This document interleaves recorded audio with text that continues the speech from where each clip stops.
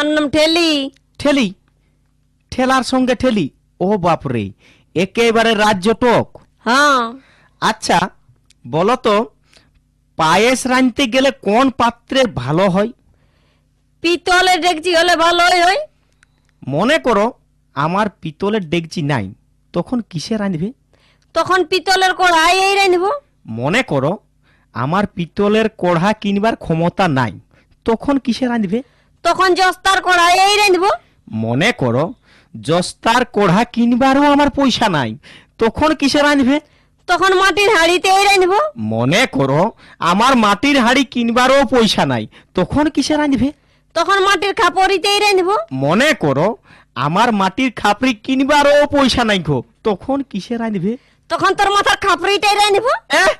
যে মারি ভাইয়ের মাটির খাপড়ি কিনবার পয়সা নাই, তারও তো পায়েস খাবার শখ কেনে, আরো তো বিহা করার হুচুক কেনে। বিহা করলে